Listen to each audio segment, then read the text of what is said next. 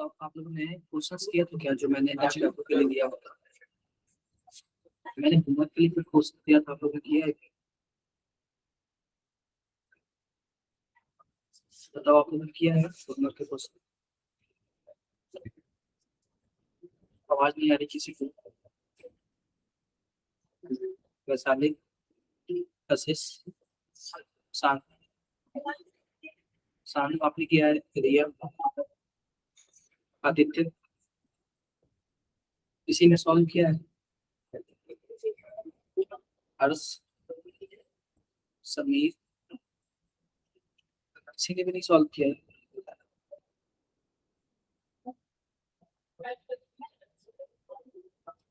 बताओ एक बार आप लोग किसी ने सॉल्व किया है वैशाली मेरी आवाज आ रही है यस सर सॉल्व किया आप लोगों ने हेलो सुनिए ठीक है 2 मिनट और रुकते हैं ठीक है 2 मिनट और रुकते हैं फिर क्लास स्टार्ट करते हैं 2 मिनट और 2 मिनट और रुकते हैं फिर क्लास स्टार्ट 2 मिनट और रुकते हैं बच्चों 2 मिनट 2 मिनट रुकते हैं तो आप तो बताओ किसी को कोई दिक्कत आई क्या होमवर्क में किसी को कोई दिक्कत आई बताओ एक बार हेलो सर हेलो सुरेंद्र आपने होमवर्क किया है सो एक बार क्वेश्चंस तो लग जा रहे हैं ना वो सबके सब पीवाईक्यू है सबके सब क्या है प्रीवियस ईयर क्वेश्चंस सबके सब ना प्रीवियस ईयर क्वेश्चन ठीक है तो आप अपना कम से कम सॉल्व कर लेना ताकि आप लोग से पीवाईक्यू लग जा रहे हैं तो काफी बेस्ट है ठीक है क्लियर है सब चीज तो भाई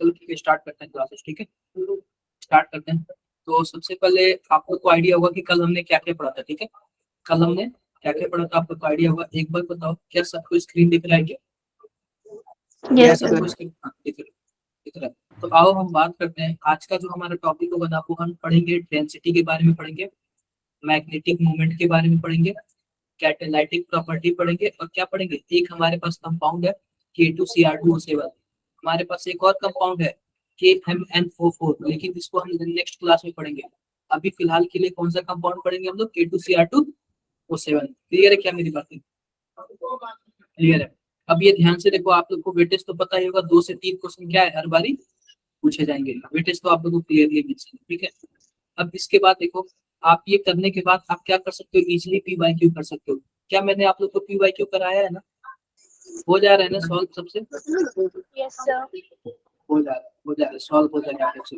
ये मैंने सिलेबस भी आप लोग को बता दिया है किसी को कोई प्रॉब्लम क्या नो कोई प्रॉब्लम तो आप आओ आओ हम लोग प्रीवियस क्लास का रिवीजन कर लेते हैं रिवीजन में सबसे पहले फटाफट एक क्वेश्चन बताओ चैट बॉक्स में सभी कोई बताएगा चैट बॉक्स में सभी को इसका आंसर बताएगा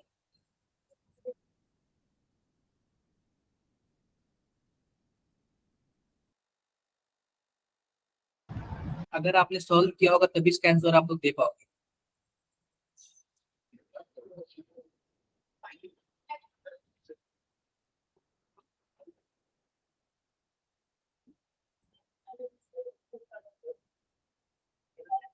डन हो गया सबसे हो गया यस सबका ठीक है सिंपल सी बात है अगर आपके पास K2Cr2O7 आ जाए या फिर KMnO4 आ जाए या फिर CrO2Cl2 आ जाए ये तीनों के तीनों ना अगर ध्यान से देखोगे तो इसमें +6 आएगा इसमें +7 आएगा और इसमें +6 आएगा इसके डी ऑर्बिटल में सबके सब 0 इलेक्ट्रॉन होते हैं फिर भी एक कलर होता है किस वजह से डी ट्रांजिशन तो होता नहीं है किसकी वजह से होता है चार्ज ट्रांसफर की वजह से क्लियर है यस सर क्लियर है इसका आंसर बताओ फटाफट इसका आंसर बताओ चैट बॉक्स में बताओ इसका आंसर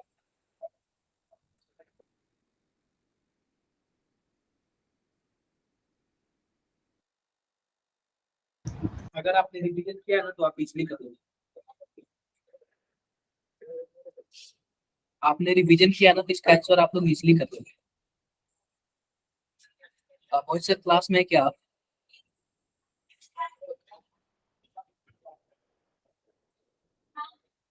अगर आपने रिवीजन किया ना तो आप क्या कर लोगे, इसलिए क्वेश्चंस कर लोगे। और आप लोग को दिख रहा है ना, और आप लोग को दिख रहा है ये सब के सब क्या है, PYQ है, सब के सब क्या है, PYQ है, ठीक है। Yes, sir. तो सिंपल सी बात है, आओ इसकी बातें कर लेते थोड़ा सा ध्यान से। अगर देखोगे ना तो हमारे पास क्या है, देखो यहाँ पे निकिल NH3 पे 6 और क्या है +2 है, क्लियर है। अब इसमें आप लोग ध्यान से देखना, अब ये बताओ निकिल पे कितना चार्ज है जरा बताना, +2 +2। और आपको पता है कि निकिल में हमारे पास कितने इलेक्ट्रॉन होते हैं, 28 होते हैं। लेकिन जब 2 इलेक्ट्रॉन निकल जाएगा तो कितने इलेक्ट्रॉन बचेंगे, 26 बचेंगे। 20. और 26 के लिए क्या होता है, आर्गन 18, 4s0 और 3d 8। तो जब 8 में 8 इलेक्ट्रॉन है तो यहाँ पे ध्यान से देखो कुछ ऐसे हो जाएगा क्या हमारे पास, 1 2 3 4 5 6 7 और 8, क्लियर है। 2 खाली हो गया और 2 की वजह से क्या हो जाएगा हमारे पास n+2, यानी कितना हो जाएगा √8। और √8 को हम लोग क्या लिखते हैं जरा बताना, आप लोग क्या लिखते हैं, 2.18।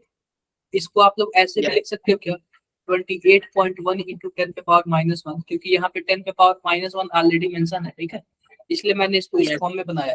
तो अगर इसका नियरेस्ट इंटीजर लिखोगे ना या फिर राउंड ऑफ लिखोगे ना कितना आएगा, 28 आएगा। तो यहाँ पे आंसर क्या होगा, 28 होगा।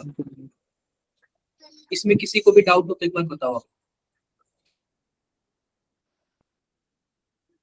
No, sir.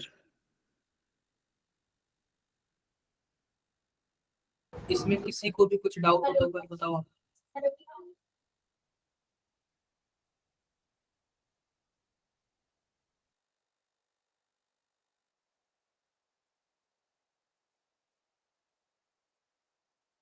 नेक्स्ट क्वेश्चन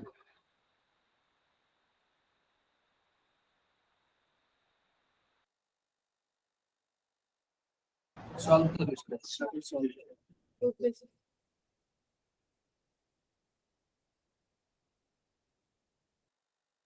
जल्दी से आंसर बता दो इसका क्या आंसर आएगा। मैम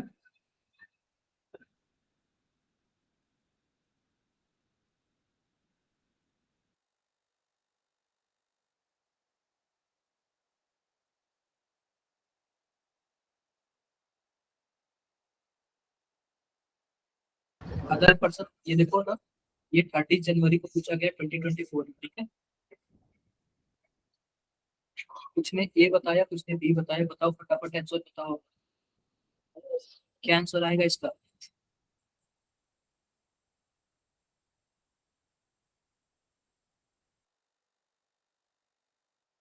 इसका क्या आंसर आएगा जल्दी बताओ। Option B. सॉल्व करते हैं इसको, ठीक है, सॉल्व करते हैं, ऑप्शन बी को देख लेते हैं क्या आएगा।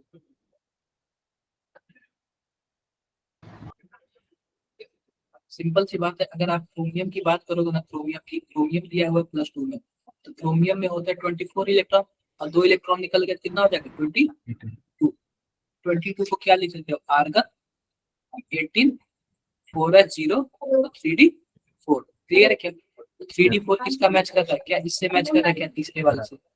Yes. एक का तीसरा किसमें, केवल और केवल दूसरे वाले में, इसलिए केवल और केवल क्या होगा, यही हमारा ऑप्शन होगा। ये बता दो आपको, ये बता दो आप, ये लोग आप लोग इसका बता दो लास्ट क्वेश्चन है।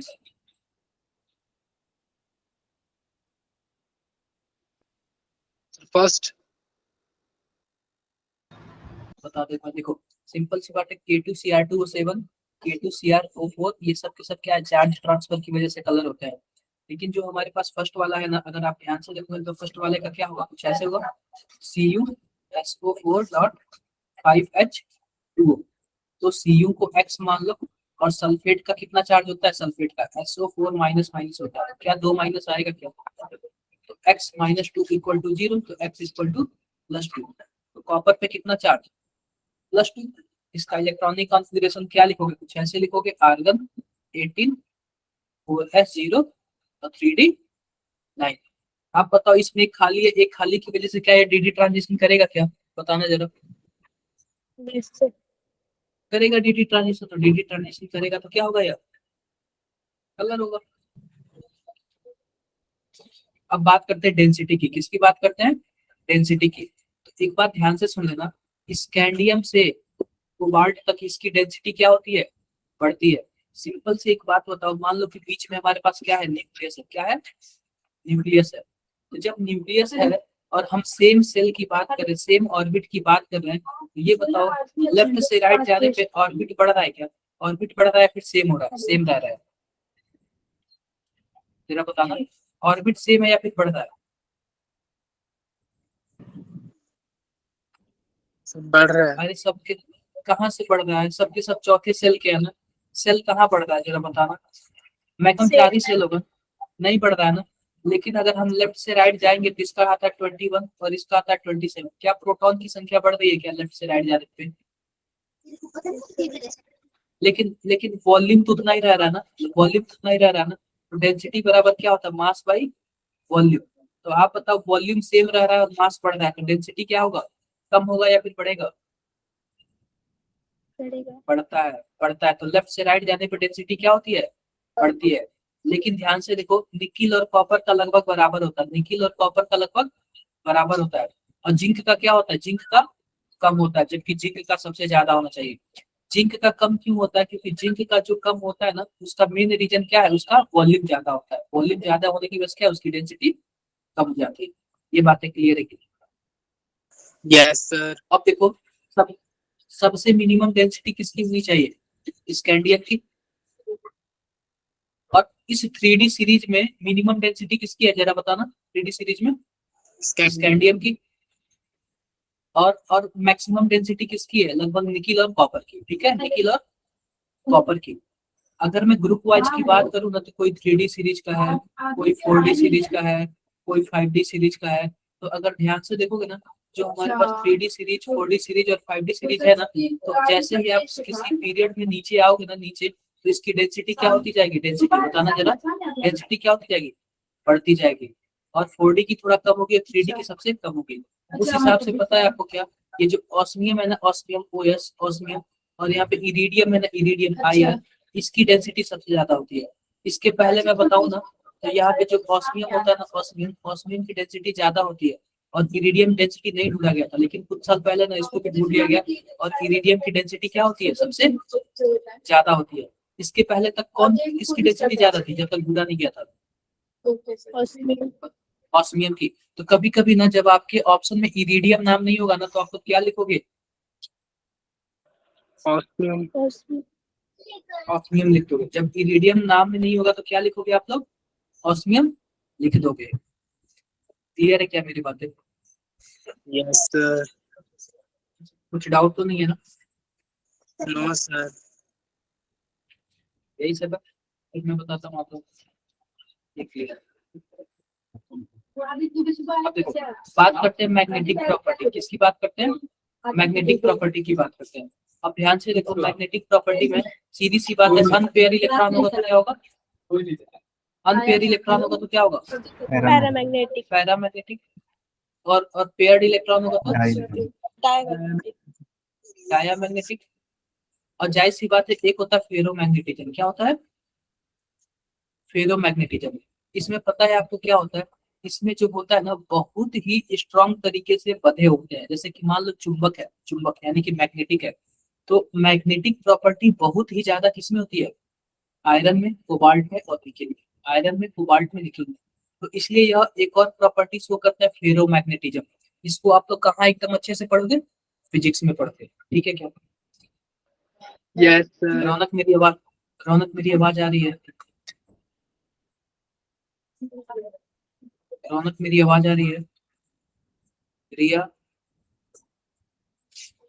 समीर, वैशाली, मेरी आवाज आ रही है? Yes sir. तो आजकल आप लोग बोल क्यों नहीं रहे कुछ? समझ नहीं आ रहा है क्या किसी को? समझ नहीं आ रहा है किसी को? हर्ष, कशिश, यस सर। समझ तो आ रहा है ना? Yes sir. प्रतिष्ठा, यस सर, आ रहा है। तो थोड़ा सा बोला कर यार, इंटरेक्ट किया कर। ठीक है? तो मैग्नेटिज्म का यही सीन। ठीक है? फटाफट इसका आंसर बताओ, चलो आंसर बताओ आप लोग इसको, आंसर बताओ आप लोग इसको।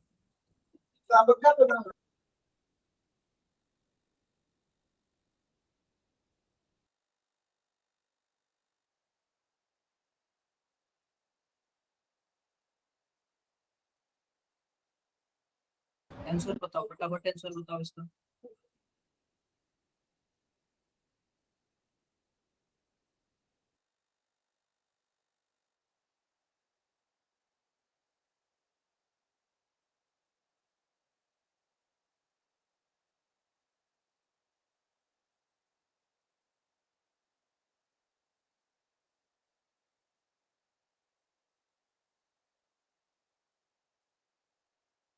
देखो देखो इसको कैसे सॉल्व करता हूँ, टेंशन लेना।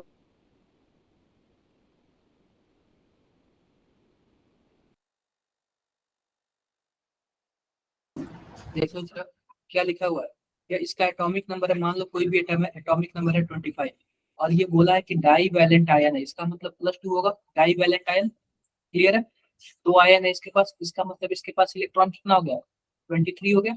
और 23 के लिए क्या होता है, आर्गन 18, 4s0 और 3d5। अगर 3d5 होगा तो आप बताओ कितने मेरे इलेक्ट्रॉन होंगे, जरा बताना आप लोग। 1 2 3 4 5, तो क्या हो जाएगा फॉर्मूला 5 और 5 + 2 यानी कि √35, यानी कि लगभग 5.9 के आसपास आएगा। बोलो मेरी बातें क्लियर है क्या? Yes, sir. डाउट है, डाउट है क्या किसी को?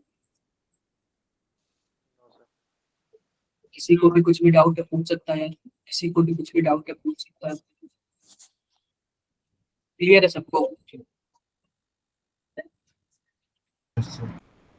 ठीक है, आगे आगे।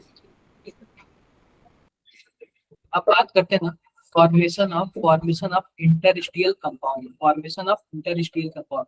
क्या होता है इंटरस्टियल कंपाउंड? तो जो डी ब्लॉक के एलिमेंट होते हैं ना, वो क्या से कंपाउंड बनाते हैं, इंटरस्टियल टाइप के कंपाउंड बनाते हैं। जो डी ब्लॉक के एलिमेंट होते हैं किस टाइप के कंपाउंड बनाते हैं, इंटरस्टियल टाइप के कंपाउंड बनाता है। क्लियर है क्या मेरी बात? अब देखो इंटरस्टियल क्या होता है, ध्यान से देखो इंटरस्टियल क्या होता है। मान लो कि यह डी ब्लॉक के एलिमेंट है और ऐसे क्या बना रहा है, ऐसे कंपाउंड बना रहे हैं। डी ब्लॉक के एलिमेंट है और ऐसे क्या बना रहे हैं, ऐसे कंपाउंड बना रहे हैं। अब ध्यान से देखो, आप बताओ क्या बीच बीच में गैप है क्या, बताओ बीच बीच में गैप है क्या? तो जो हमारे पास हाइड्रोजन होता है, कार्बन होता है और नाइट्रोजन होता है, ये छोटे छोटे एलिमेंट होते हैं। क्या होते हैं, छोटे छोटे एलिमेंट होते हैं, और इस बीच में क्या हो जाते हैं, फिक्स हो जाते हैं। क्लियर है मेरी बातें? Yes, sir. बीच में फिक्स हो जाते हैं ना, तो इसी को क्या बोलते हैं, इंटरस्टियल कंपाउंड बोलते हैं। क्या बोलते हैं, इंटरस्टियल।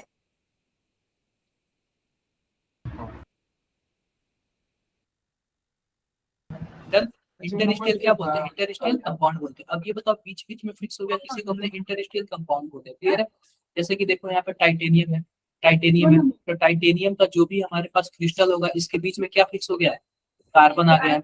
यहाँ पे मैग्नीज है, मैग्नीज के बीच में क्या फिक्स हुआ है, नाइट्रोजन है। आयरन है, आयरन के बीच में क्या फिक्स हुआ है, हाइड्रोजन। वेनेडियम के बीच में हाइड्रोजन फिक्स हुआ, फिर टाइटेनियम के बीच में हाइड्रोजन फिक्स हुआ। ये सब के सब क्या है, इंटरस्टियल कंपाउंड है। अब ये बताओ इंटरस्टियल कंपाउंड जो होता है प्योर होता है या फिर इम्प्योर होता है, प्योर होगा या फिर इम्प्योर होगा, बताओ जरा। ये नहीं है सर बैकग्राउंड नॉइस आ रही है।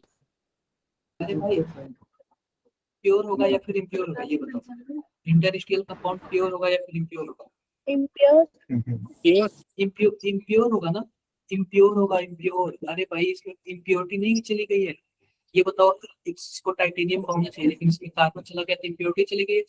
इस इम्प्योरिटी से क्या फर्क पड़ता है, पहली बात इसके मेटेलिक कंडक्टिविटी पे कोई फर्क नहीं पड़ता है, मेटेलिक कंडक्टिविटी पे कोई फर्क नहीं पड़ता है। फर्क तो क्या पड़ता है, ये और भी ज्यादा इसकी मेल्टिंग पॉइंट क्या हो जाती है, हाई हो जाती है। इसकी मेल्टिंग पॉइंट क्या हो जाती है, और भी ज्यादा हो जाती है। प्योर वाले का थोड़ा सा कम होगा, लेकिन अगर इंटरस्टियल कंपाउंड हो जाएगा तो इसकी मेल्टिंग पॉइंट क्या हो जाएगी, ज्यादा हो जाएगी। और जब ज्यादा हो जाएगी तो ये क्या हो जाएगी, बहुत ही ज्यादा हार्ड हो जाएंगे। बहुत ही ज्यादा हार्ड हो जाएंगे तो केमिकली इनर्ट हो जाएंगे। केमिकली इनर्ट का क्या मतलब है जरा बताना, यह रिएक्शन जल्दी नहीं करेंगे। एक बार पढ़ के जरा बताओ किसी को प्रॉब्लम है।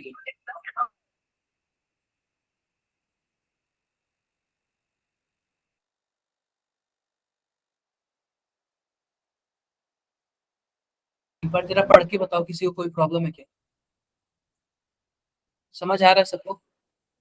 Yes, sir. Yes, sir. देखो समझ आ रहा है सबको? क्लियर है? क्लियर है। अब ध्यान से देखो, ध्यान से देखो, यहाँ पे सिंपल सी बात है। यह मान लो कि हमारे पास कोई भी एक डी ब्लॉक का एलिमेंट है और बीच में मान लो कि एक कार्बन हो गया या फिर हाइड्रोजन हो गया या फिर नाइट्रोजन हो गया। जब ऐसे स्मॉल साइज के बीच किसी डी ब्लॉक में आ जाएंगे तो इनको हम लोग क्या बनेंगे? इससे जो भी कंपाउंड बनेगा क्या बोलेंगे? इंटरस्टिशियल कंपाउंड बोलेंगे, ठीक है। और इसकी वजह से क्या होता है? इसकी वजह से मेल्टिंग पॉइंट ज्यादा हो जाता है, हार्ड हो जाते हैं, कंडक्टिविटी सेम रहती है लेकिन इनर्ट हो जाते हैं। क्लियर है क्या? Yes, sir. किसी को कुछ क्लियर है? फॉर्मेशन ऑफ एलॉय, कोई बताएगा क्या एलॉय क्या होता है?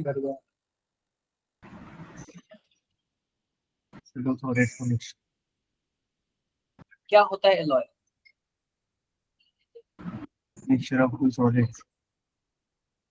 देखो पता है क्या कि जब एलॉय को हम ये बोलते हैं, मिश्र धातु बोलते हैं, जब दो मेटल आपस में मिलके कोई एक तीसरी चीज बनाते हैं तो उन्हीं को हम लोग क्या बोलते हैं? एलॉय बोलते हैं।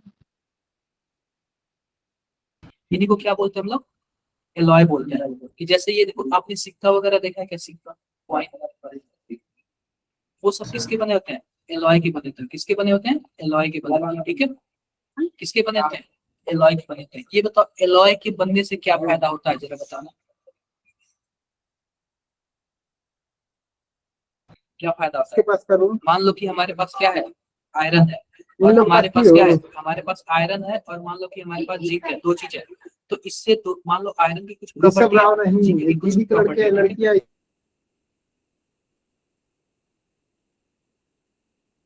क्लियर है क्या? हमारे पास आयरन है और हमारे पास जिंक है, तो दोनों का कुछ ना कुछ अलग अलग प्रॉपर्टी होगा। दोनों का कुछ अलग अलग प्रॉपर्टी,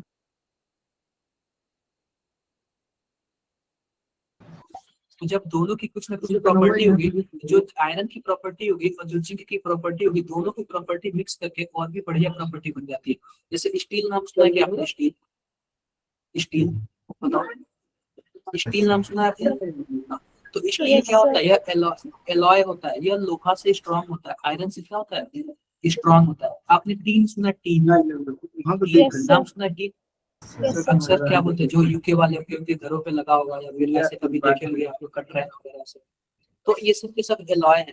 तो इसमें क्या फायदा होता है कि आप बताओ कि अगर आप लोग लोहा सस्टेन नहीं कर पाते हो, नहीं परचेज कर पाते हो, तो आप लोग टीन खरीद लोगे, तो इससे क्वालिटी कम या फिर ज्यादा हम लोग कर सकते हैं, ठीक है। क्लियर है मेरी बातें?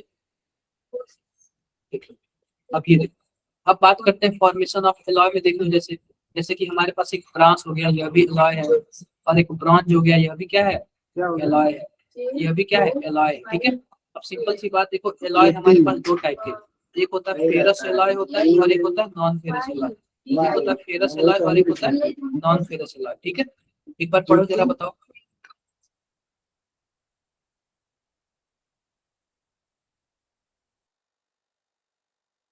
क्लियर हुआ? एक बार पढ़ के बताओ।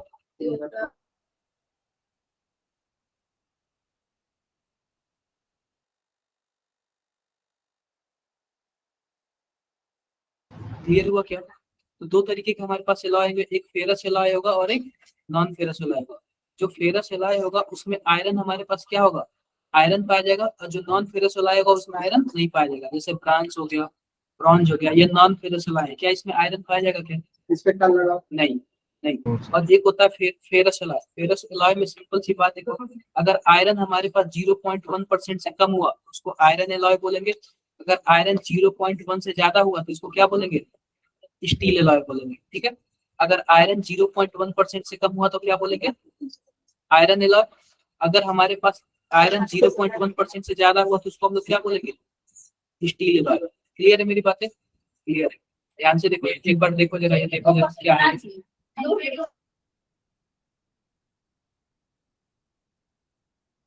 दिख रहा है आपको क्या है? दिख रहा है क्या? मेरी आवाज आ रही है? Yes, sir. तो सिंपल सी बात है, यह एक है क्रोमियम। क्या है? क्रोमियम स्टील है, क्रोमियम स्टील। तो यह क्रोमियम का बना होगा, और यह क्या है? वेनेडियम स्टील है। आप बताओ स्टील का क्या मतलब है?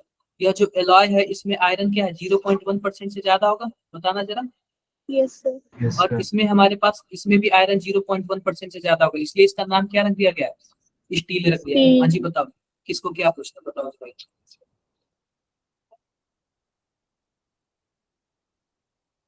किसी को कुछ पूछना है?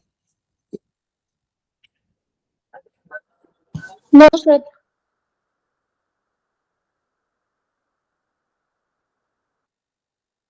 पूछ सकते हो, आप लोग पूछ सकते हो। ठीक है, नेक्स्ट। अब देखो, अब हम बात करते हैं फॉर्मेशन ऑफ कॉम्प्लेक्स कंपाउंड। क्या देखते हैं, फॉर्मेशन ऑफ कॉम्प्लेक्स कंपाउंड की कोई कॉम्प्लेक्स कंपाउंड कैसे बनता है। तो सिंपल सी बात है, मान लो कि हमारे पास आयरन है, क्या है हमारे पास, आयरन है। तो जो भी डी ब्लॉक के एलिमेंट होते हैं वो क्या बनाते हैं, कॉम्प्लेक्स कंपाउंड बनाते हैं। क्या बनाते हैं, कॉम्प्लेक्स कंपाउंड बनाते हैं। क्या अभी हमने डी एंड एफ ब्लॉक पढ़ा है क्या, जरा बताना। डी एंड एफ ब्लॉक पढ़ा है हमने, बोलो जरा। Yes, sir. अरे हाँ, हमने डी एंड एफ ब्लॉक पढ़ा है ना। तो डी एंड एफ ब्लॉक से क्या सीन है हमारा, तो सिंपल सी बात यही है ना कि यह क्या बनाते हैं, कॉम्प्लेक्स कंपाउंड बनाते हैं। कॉम्प्लेक्स कंपाउंड का मतलब यही है कि ये रीजन क्या है, सबसे पहली बात, जो मेटल होगा उसका साइज छोटा होगा, चार्ज डेंसिटी ज्यादा होगी, और इनके पास वेकेंट ऑर्बिटल होता है। तो जो वेकेंट ऑर्बिटल होता है वो क्या करते हैं, उसमें अपना इलेक्ट्रॉन ले लेते हैं। तो देखो यहाँ पे FeSO4 है, KCN से मिलके क्या बना लिया, जरा बताना। FeCN2 बना लिया, और फिर से उसमें मैंने क्या डाल दिया, फिर से इसमें KCN डाल दिया, तो क्या बन गया जरा बताना, K4FeCN6, कुछ ऐसे बन गया। एक बार जरा चैट बॉक्स में इसका नाम लिख के बताना आपने, चैट बॉक्स में इसका नाम लिख के बताना जरा आप लोग।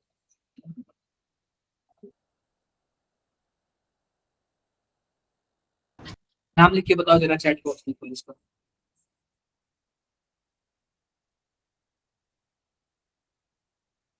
बोलो यार, एक बार चैट बॉक्स में नाम लिख के बताओ, क्या नाम होगा इसका। चैट बॉक्स में नाम लिख के बताओ एक बार आप लोग इसका।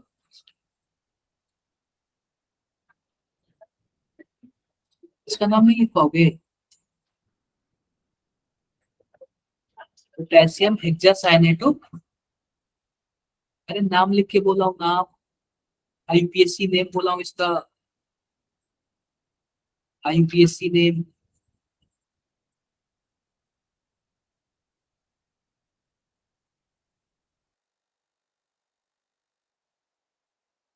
आई होप आप लोग को समझ आया होगा, समझ आया है क्या। Yes, sir. ज्यादा फास्ट नहीं चल रहा ना, क्लियर हो रहा है आप लोग को, क्लियर हो रहा है, ठीक है, क्लियर हो रहा है, क्लियर हो रहा है आप लोग को।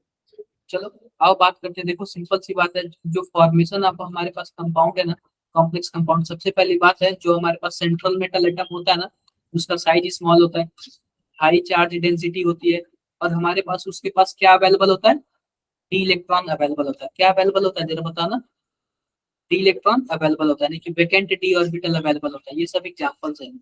आप बताओ, इसमें से जो हमारे पास आयरन है, अक्सर जो हमारे पास डी ब्लॉक के एलिमेंट होते हैं ना, वही क्या बनाते हैं, कॉम्प्लेक्स कंपाउंड बनाते हैं। अक्सर जो डी ब्लॉक के एलिमेंट होते हैं वही क्या बनाते हैं, कॉम्प्लेक्स कंपाउंड बनाते हैं। यहाँ तक अगर क्लियर हो तो एक बार बताओ आप लोग। ये सब के सब क्या चीजें हैं, प्रॉपर्टीज है, ठीक है, क्लियर है। अब देखो, अब बात कर लेते हैं हीट ऑफ एटमाइजेशन। किसकी बात करते हैं, हीट ऑफ एटमाइजेशन। तो सिंपल सी बात, एक बार आप लोग ध्यान से सुनना, ध्यान से क्या सुनना, कि अगर मान लो हमारे पास कोई मेटल है और मेटल है, जैसे कि मान लो आयरन है और आयरन है, तो आयरन आयरन के बीच का जो बॉन्ड होता है ना, इसको हम लोग बोलते हैं मेटेलिक बॉन्ड बोलते हैं। क्या बोलते हैं, मेटेलिक बॉन्ड बोलते हैं। तो इस मेटेलिक बॉन्ड को तोड़ने के लिए जितनी एनर्जी चाहिए उसी को क्या बोलते हैं, हीट ऑफ एटमाइजेशन। इस मेटेलिक बॉन्ड को तोड़ने के लिए जितनी भी एनर्जी चाहिए उसी को हम लोग क्या बोलते हैं, हीट ऑफ एटमाइजेशन। क्या मेरी बातें क्लियर है, कैसे, क्या मेरी बातें सबको क्लियर है, एक बार बताओ, Yes, sir. एक बार बताओ। तो सिंपल सी बात है ना, यह मेटेलिक बॉन्ड उतना स्ट्रांग होगा, अगर इसमें अनपेयर इलेक्ट्रॉन ज्यादा होगा तो यह मेटेलिक बॉन्ड स्ट्रांग होगा। बताओ, मेटेलिक बॉन्ड क्या होगा, स्ट्रांग होगा। और जब मेटेलिक बॉन्ड स्ट्रांग होगा तो आप बताओ हीट ऑफ एटमाइजेशन क्या होगा, हीट ऑफ एटमाइजेशन बढ़ जाएगा। क्लियर है क्या, किसी किसी को कुछ डाउट हो तो बताओ।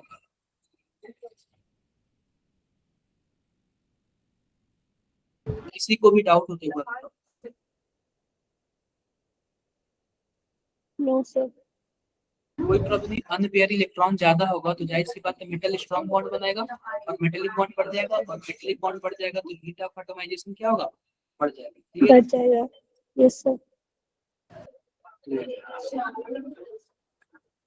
ये एक बार देखो, एक बार आप लोग पढ़ो इसको, एक बार ध्यान से देखो, मैं 2 मिनट में बताता हूँ, ध्यान से देखो इसको, पढ़ो आपको क्या लिखा हुआ, पढ़ो एक बार।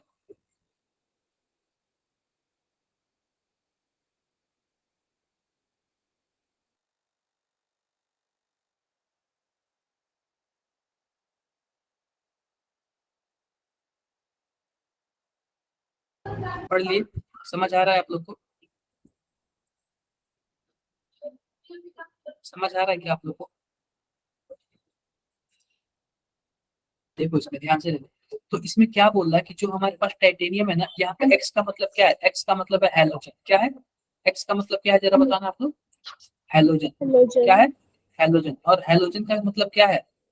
फ्लोरीन, क्लोरीन, ब्रोमीन और आयोडीन। ठीक है, आयोडीन। वो ये पता है क्या बोल रहा है कि जो 3D सीरीज के एलिमेंट है ना, वो हैलोजन के साथ जुड़ के किस टाइप का एलिमेंट फॉर्मेशन करते हैं।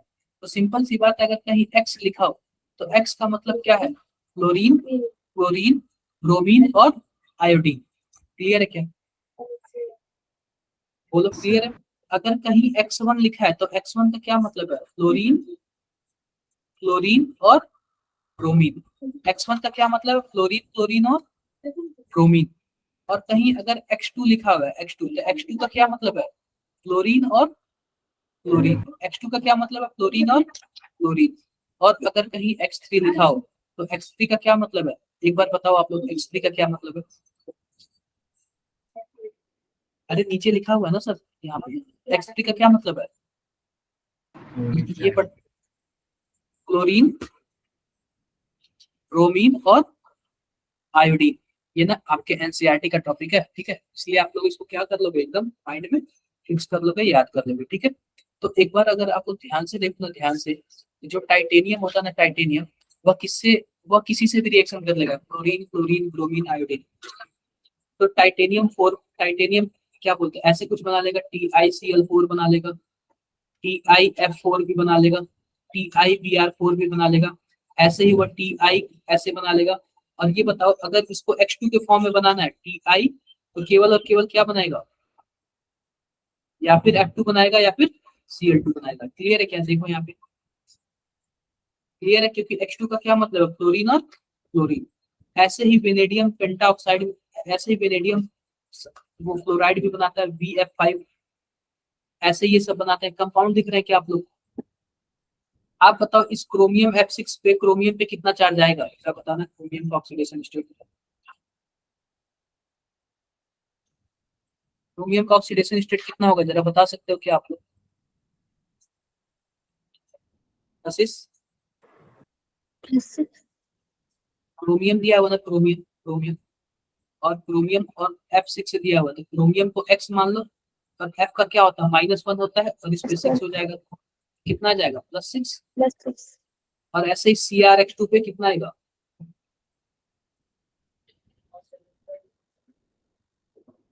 +2 आएगा। ठीक है, CrH2 पे कितना आएगा? +2 आएगा। क्या डाउट है क्या किसी को? कुछ डाउट है किसी को? नहीं। ऐसे ही अगर मैंगनीज है, अगर हैलोजन के साथ जुड़ेगा तो मैक्सिमम कितने बॉन्ड बनाएगा? 4 बॉन्ड बनाएगा। अगर मैंगनीज हैलोजन के साथ जुड़ेगा कितने बॉन्ड बनाएगा? 4 बॉन्ड बनाएगा। ऐसे ही आयरन के साथ जुड़ेगा तो आयरन +3 हो जाएगा और +2 हो जाएगा। ऐसे ही कोबाल्ट के साथ जुड़ सकता है और कोबाल्ट के साथ जुड़ सकता है। ऐसे ही वो निकल के साथ भी जुड़ सकता है और जिंक के साथ भी जुड़ सकता है। यहाँ तक कुछ डाउट हो तो बताओ जरा एक बार। तो आपको ना ये कई बार पढ़ना पड़ेगा, 1-2 बार आपको क्या करना पड़ेगा, पढ़ना पड़ेगा। ठीक है, क्लियर है यस क्या मेरी सर। बातें? ये बातें क्लियर है कैसे? Yes sir. किसी को भी कुछ डाउट हो तो बताओ एक बार। कोई डाउट है किसी को? कोई डाउट? I hope no. आप लोग ये पढ़ लोगे और देख सकते हो कि कौन कितने बॉन्ड बनाता है। ठीक है, कौन कितने बॉन्ड किस तरीके से बनाता है। अब देखो ये तो हो गया हमारे पास क्या बोलते हैं हैलोजन का। अब बात करते हैं ऑक्साइड का कि ऑक्सीजन से जुड़ के कैसे बॉन्ड बनाता है। अब किसकी बात कर लेते हैं, ऑक्साइड का, कि ऑक्सीजन से जुड़ के किस तरीके का बॉन्ड बनाता है। तो ध्यान से देखो, जो स्कैंडियम है ना, स्कैंडियम ये O3 बनाता है, टाइटेनियम कुछ इस तरीके से बनाता है, वेनेडियम कुछ इस तरीके से बनाता है, क्रोमियम इस तरीके से बनाता है, मैग्नीज। आप बताओ इसमें मैग्नीज पे कितना चार्ज आएगा, इस वाले मेरा बताना कितना चार्ज आएगा मैग्नीज पे। 7 कितना आएगा? प्लस अरे 7 भाई, इसको आप x मानोगे और टोटल कितने टाइम्स है, 2 टाइम्स है, प्लस टोटल 7 ऑक्सीजन है, एक ऑक्सीजन पे -2 कितना हो जाएगा, +7 आएगा। ठीक है, x की वैल्यू कितनी आएगी, +7 आएगी। आप इसमें बताओ, इसमें Fe2O4 में आयरन का चार्ज बताओ जरा, आयरन पे कितना चार्ज है बताओ जरा आपको।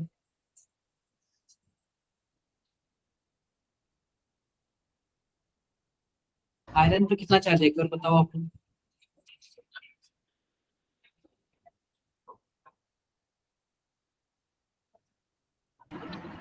+4 अरे +4 कहाँ, ये बताओ आयरन को आप क्या मानोगे, सॉरी यहाँ पे बताओ, इसमें F3O4 है, F3O4 है, प्लस 3 कहाँ से +3, आप आयरन को x मानोगे, कितने टाइम्स है आयरन, 3 टाइम्स है।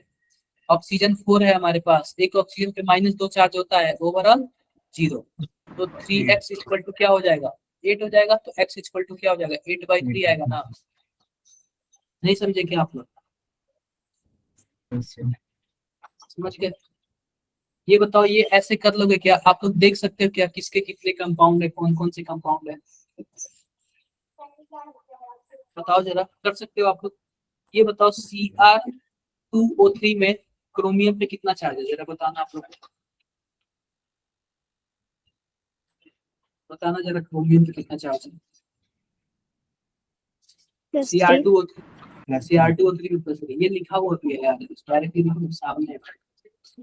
ठीक है, ये बताओ कि NiO में कितना चार्ज है निकल कर, कितना चार्ज है, +2 ठीक है। तो ये आप लोग देख लेना कि किस तरीके से ये ऑक्साइड बना रहा है और किस तरीके से ये क्या कर रहा है, हैलाइड बना रहा है। किस तरीके से ऑक्साइड बना रहा है, किस तरीके से हैलाइड बना रहा है, क्या करना पड़ेगा आपको, देखना पड़ेगा। क्लियर है क्या मेरी बात, यस अब देखो एक बार जरा ये बताना आप लोग, एक बार जरा पढ़ के बताओ, देखो आप लोग को समझ आ रहा है। अच्छा क्वेश्चन है, इंपॉर्टेंट है, कई बार पूछा गया, इंपॉर्टेंट है, एनसीईआरटी का है, इंपॉर्टेंट है, एक बार बताओ।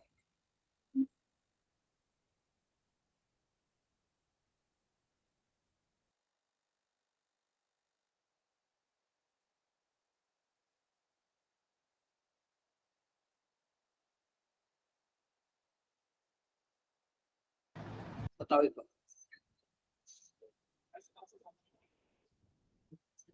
इसको मैं आप लोग को वर्क के लिए दे दूं क्या, आप लोग इसका आंसर ढूंढ के लाओगे अच्छे से, मैं वर्क के लिए दे दूं, यस चलो मैं वर्क के लिए दे रहा हूँ, HW के लिए दे रहा हूँ, आप लोग इस पर सोचना, विचार करना, देखना क्या आंसर आता है। इसको भी आपको ना मैं वर्क के लिए दे दे रहा हूँ, आप लोग सोचना, देखना कैसे आता है, ठीक है। अब बात करते हैं कैटालिटिक प्रॉपर्टी की, किसकी बात करते हैं, कैटालिटिक प्रॉपर्टी की। तो जो हमारे पास डी ब्लॉक के एलिमेंट होता है ना, डी ब्लॉक के एलिमेंट, ये कैसे काम करते हैं, कैटलिस्ट जैसे भी काम करते हैं। कैसे काम करता है, कैटलिस्ट का भी काम करते हैं। क्या होता है कैटलिस्ट, क्या होता है कैटलिस्ट, क्या खासियत है कैटलिस्ट की, क्या खासियत है, सबसे पहली बात, इसके मल्टीपल ऑक्सीडेशन स्टेट होते हैं। कितने होते हैं, मल्टीपल ऑक्सीडेशन स्टेट होता है, और इनमें वैकेंट ऑर्बिटल भी होता है। तो ये बताओ, जिसके मल्टीपल ऑक्सीडेशन स्टेट हो और जिनमें वैकेंट ऑर्बिटल हो, यह प्रॉपर्टी केवल और केवल किस ब्लॉक के एलिमेंट में मैच करती है, डी डी ब्लॉक के एलिमेंट, डी ब्लॉक में। इसलिए डी ब्लॉक के एलिमेंट कैसे काम करते हैं, कैटलिस्ट जैसे भी काम करते हैं। कैसे काम करते हैं जरा बताना, कैटलिस्ट कैटलिस्ट जैसे भी काम करते हैं। क्लियर है क्या। अब यहाँ पे ध्यान से देखो, हमारे पास यहाँ पे क्या है, हमारे पास यहाँ पे आयरन है, क्या है, आयरन है। अब यहाँ पे ध्यान से देखोगे ना, तो हैबर प्रोसेस में, हैबर प्रोसेस से हम लोग अमोनिया बनाते हैं। हम लोग क्या बनाते हैं, अमोनिया, यानी कि NH3।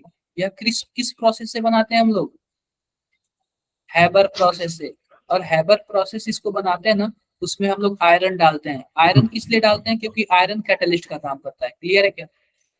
तो क्वेश्चन ऐसे पूछ सकता है कि हैबर प्रोसेस में किस कैटलिस्ट का यूज करते हैं। ठीक है, अब देखो, जब हम लोग H2SO4 बनाते हैं ना कांटेक्ट मेथड से, एक होता है कांटेक्ट प्रोसेस, उससे हम लोग H2SO4 बनाते हैं। तो H2SO4 अगर हम लोग कांटेक्ट प्रोसेस से बनाते हैं ना, तो उसमें जो कैटलिस्ट होता है वो क्या यूज होता है? वेनेडियम पेंटाऑक्साइड यूज होता है। क्या यूज होता है? वेनेडियम पेंटाऑक्साइड यूज होता है। क्लियर है क्या? क्लियर है? ऐसे ही पोस्टवाल्ड प्रोसेस से हम लोग क्या बनाते हैं? नाइट्रिक एसिड बनाते हैं। पोस्टवाल्ड प्रोसेस से हम लोग क्या बनाते हैं? नाइट्रिक एसिड बनाते हैं। और सिंपल सी बात है, नाइट्रिक एसिड पता है क्या पोस्टवाल्ड प्रोसेस से बनता है। इसमें कैटलिस्ट क्या यूज होता है जरा बताना, कैटलिस्ट क्या यूज होता है बताओ जरा। Platinum. Platinum.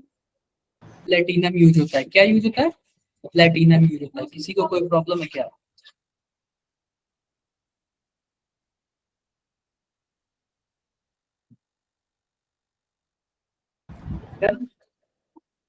Answer. अब बता, हाइड्रोजिनेशन ऑफ ऑयल, इसमें कौन सा यूज होता है? Nickel Nickel. यूज होता है। आप लोगों ने ना हाइड्रोजिनेशन भी पढ़ा होगा, पीटी H2S एक पढ़ा होगा। यह भी क्या करता है? कैटलिस्ट का काम करता है। एक आपने ना विल्किंसन कैटलिस्ट पढ़ा होगा। क्या नाम सुना होगा? Wilkinson catalyst. क्या सुना होगा? Wilkinson catalyst. उसमें जो रोडियम होता है ना, रोडियम, रोडियम ये किसका काम करता है? ये कैटलिस्ट का काम करता है। किसका काम करता है? कैटलिस्ट का काम करता है। हाइड्रोजिनेशन पढ़ा है क्या? हाइड्रोजिनेशन का मतलब क्या होता है? एल्कीन को किस में कन्वर्ट करता है जरा बताओ। एल्केन में कन्वर्ट करता है। एल्कीन को किस में कन्वर्ट करता है? एल्केन में कन्वर्ट करता है। आप लोग पढ़े हो ना हाइड्रोकार्बन में, थोड़ा बहुत तो आप लोग जानते होंगे ना।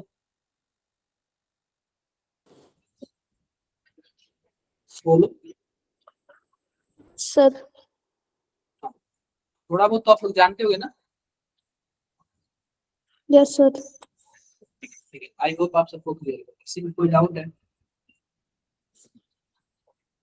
कोई डाउट है किसी को? कुछ भी कोई डाउट नहीं, कोई आओ देखो। अब देखो, formation of coloured compound, coloured ion, formation of coloured ion. तो देखो ये एनसीईआरटी का कुछ चार्ट है, एक टेबल है एनसीईआरटी का। आप लोग ये बताओ कि इसमें से आप लोग को कौन सा नहीं समझ आ रहा है? ये पढ़ के एक बार पढ़ो फिर मैं समझाता हूँ। एक बार सबसे पहले आप लोग देखो इसको,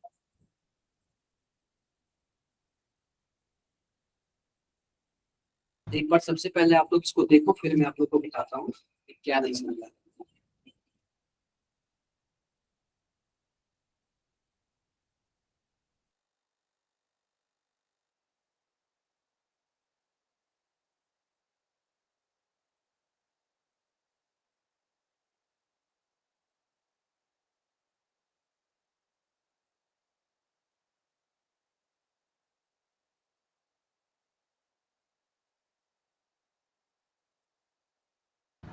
क्या समझ आया क्या? एक बार देख के बताओ।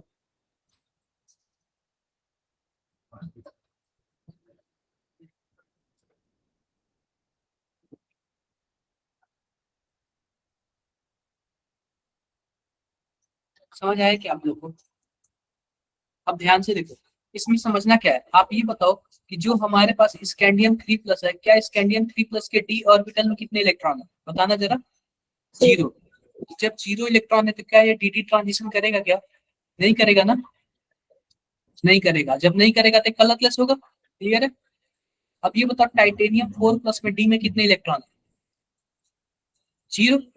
यह भी क्या होगा? कलरलेस होगा। अब इसके बाद हमारे पास देखो आता है जिंक। जिंक 2+ में जो होता है डी में 10 इलेक्ट्रॉन होता है। आप बताओ जब डी में 10 इलेक्ट्रॉन होगा तो क्या उसके पास डी ट्रांजिशन करने के लिए जगह बचेगा क्या? No, sir. No, sir. ये मैंने बता रखा है ना आप लोग को, बता रखा है ना। Yes, sir. जब हमारे पास क्या होता है 3D इलेक्ट्रॉन होता है, 3D इलेक्ट्रॉन का मतलब ये है कि डी वाले में जब जगह ही नहीं है तो क्या बोलते हैं, ट्रांजिशन करेगा ही नहीं। जब ट्रांजिशन नहीं करेगा तो क्या होगा? कलरलेस होगा। क्लियर है मेरी बातें? क्लियर है? क्लियर है। Yes, sir. अब देखो, अब हम आ जाते हैं अपने कंपाउंड पे, कंपाउंड ऑफ ट्रांजिशनल ग्रुप। हमें केवल और केवल दो कंपाउंड पढ़ने हैं। पहला तो है K2Cr2O7 और दूसरा क्या है, KMnO4 है। पहला है K2Cr2O7 और दूसरा क्या है, KMnO4 है। K2Cr2O7 को हम लोग क्या बोलते हैं, जरा बताना आपको, क्या बोलते हैं? Potassium dichromate, potassium dichromate. और ये पता है क्या, ये दोनों कंपाउंड बहुत ही इंपॉर्टेंट है। हम लोगों ने सिलेबस में क्या पढ़ा था कि हम क्या क्या पढ़ेंगे, सबसे पहले प्रिपरेशन पढ़ेंगे, रिएक्शंस पढ़ेंगे, और क्या पढ़ेंगे, यूजेज पढ़ेंगे। तीन चीजें पढ़ेंगे, प्रिपरेशन, रिएक्शन और यूज। ये बातें क्लियर है क्या? Yes, sir. इसमें किसी को कुछ डाउट? आई होप कोई डाउट, ठीक है, कोई भी डाउट क्लियर है क्या? क्लियर है। अब ध्यान से देखो, तो हम स्टार्ट करते हैं पोटेशियम डाइक्रोमेट से। किससे स्टार्ट करते हैं? पोटेशियम डाइक्रोमेट से। दूसरे वाले का क्या नाम है? दूसरे वाले का भी नाम देखो, क्या नाम है? पोटेशियम पर मैंगनेट, पर मैंगनेट, मैंगनेट। तो हम लोग अभी फिलहाल आज एक ही पढ़ेंगे, K2Cr2O7। अब ध्यान से देखो, K2Cr2O7 का फोटो कैसे होता है, ये बताओ। आपने ये फोटो कभी देखा है क्या? कहाँ देखा है, कहाँ देखा है बताओ? Chemistry lab. लड्डू, लड्डू है ये, लड्डू है क्या? रिया, आपने ऐसा फोटो देखा है? देखा है रिया आपने ऐसा फोटो? क्या है ये? पोटेशियम डाइक्रोमेट है। क्या है ये? पोटेशियम डाइक्रोमेट है। आपने, ये कौन सा लड्डू है एक बार बताओ? मोतीचूर वाला लड्डू है क्या? बिल्कुल है, बिल्कुल है, ठीक है। अब ध्यान से आप देखो, क्या ध्यान से देखना है। अब सिंपल सी बात, हमारे पास है ना पोटेशियम डाइक्रोमेट। तो इसका फोटो मैं सबसे पहले बनाता हूँ कि पोटेशियम डाइक्रोमेट होता कैसे है। सिंपल सी बात है, क्या दिया हुआ, K2Cr2O7। तो जब आप लोग इसको तोड़ोगे ना, तो कुछ ऐसे बनेगा, 2K प्लस और Cr2O7 2 माइनस, कुछ ऐसे दिया हुआ है। बोलो, क्लियर है क्या मेरे पास? क्लियर है। अब ध्यान से देखना, क्या ध्यान से देखना है हमें, कि हमें इसका फोटो बनाना है। तो ध्यान से देखो, दो क्रोमियम है ना, तो एक क्रोमियम यहाँ पे, एक क्रोमियम यहाँ पे ले लिया, और 7 ऑक्सीजन है तो बीच में एक ऑक्सीजन ले लिया, 3 ऑक्सीजन और बने हैं। देखो यहाँ पे, तो 3 ऑक्सीजन को एक क्रोमियम के साथ जोड़ दो और एक ऑक्सीजन को ऐसे जोड़ दो माइनस, और इसमें भी 2 क्रोमियम को ऐसे जोड़ दो और एक ऑक्सीजन को ऐसे माइनस जोड़ दो।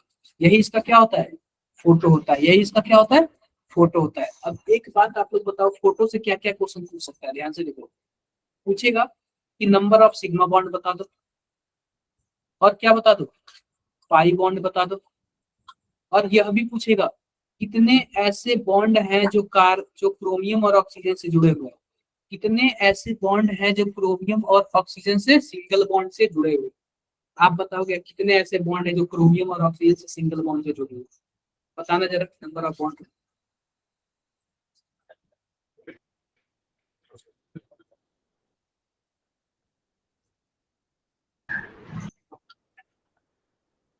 देख लो एक बार, 1 2 3 और 4। सिंगल बॉन्ड से कितने जुड़े हुए हैं क्रोमियम और ऑक्सीजन से? 4। और डबल बॉन्ड से? डबल बॉन्ड से भी 4, डबल बॉन्ड से भी 4। कुछ डाउट हो तो बताओ, कोई डाउट?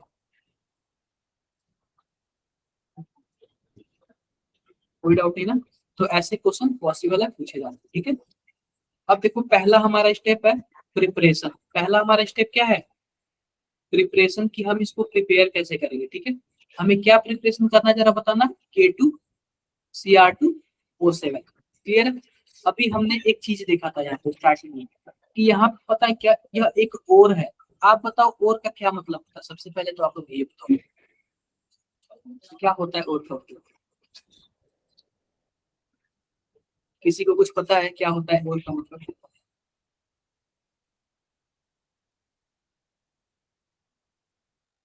किसी को भी कोई आइडिया नहीं है?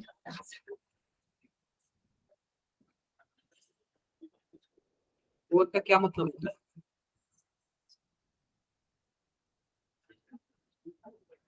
सिंपल सी बात होता है, एक होता है मिनरल्स। मिनरल्स कहाँ पाया जाता है? जमीन के अंदर पाया जाता है। तो मान लो कि हमारे पास मिनरल्स है और जमीन के अंदर पाया जाता है, और उस मिनरल्स में हमारे पास मिलता है पोटेशियम डाइक्रोमेट। क्या मिलता है?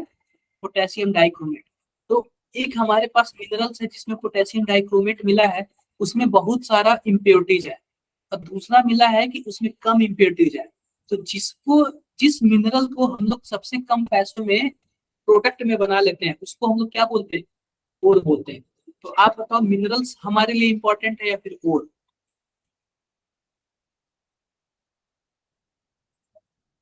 अरे मिनरल्स इंपॉर्टेंट है या फिर ओर? सिंपल सी बात है। कशिश, कशिश मेरी आवाज आ रही है? Yes, sir. मैं ये बोलना चाहता हूँ कि जो मिनरल्स होता है वो जमीन के अंदर पाया जाता है, ऐसे ही इसका भी मिनरल जमीन के अंदर पाया गया होगा। तो जमीन के अंदर बहुत सारे मिनरल्स पाए जाते हैं, और मैक्सिमम में हमें मिल जाएगा ये जो हम ढूंढ रहे हैं। लेकिन जिसको हम आसानी से निकाल सके उसी को हम लोग क्या बोलते हैं? ओर बोलते हैं। अब ये बताओ, जो हमारे पास गोल्ड है, गोल्ड पाया जाता है जमीन के अंदर। तो जमीन के अंदर काफी आसानी से हम निकाल ले रहे हैं, और एक पाया जाता है समुद्र के अंदर, तो उसको भी हम क्या कर रहे हैं? निकाल दे रहे हैं। लेकिन जो समुद्र के अंदर से निकालते हैं उसमें खर्चे ज्यादा लग जाते हैं। तो दोनों तो मिनरल्स ही हैं, लेकिन जो कम खर्चों में निकल जाए उसको हम लोग क्या बोलेंगे? और बोलेंगे क्या? Yes, sir. Yes, sir. तो ये बताओ आप लोग कि मैं क्या पूछ रहा था आप लोग से, और बोल देंगे उसको, ठीक है? तो ये बताओ कि सभी मिनरल्स और होते हैं क्या? No, sir. नहीं। लेकिन सभी और मिनरल्स होंगे? Yes, sir. Yes, sir. बिल्कुल। तो ऐसे ही ना, कि ऐसे ही हम क्या बना रहे हैं? हम पोटेशियम डाइक्रोमेट बना रहे हैं। तो पोटेशियम डाइक्रोमेट ना क्रोमाइट ओर से बनता है। किस किस ओर से बनता है? क्रोमाइट ओर। क्रोमाइट ओर, Cr2O4 माइनस माइनस, इसी से बनता है क्रोमाइट ओर से।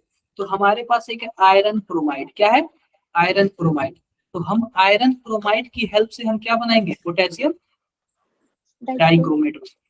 आयरन क्रोमाइड की हेल्प से क्या बनाएंगे? Potassium dichromate. और ये 3 स्टेप में बनता है। कितने स्टेप में बनता है जरा बताना? 3 स्टेप में। अब देखो पहले स्टेप में क्या होता है। पहले स्टेप में, तो पहले स्टेप में हमारे पास जो आयरन क्रोमेट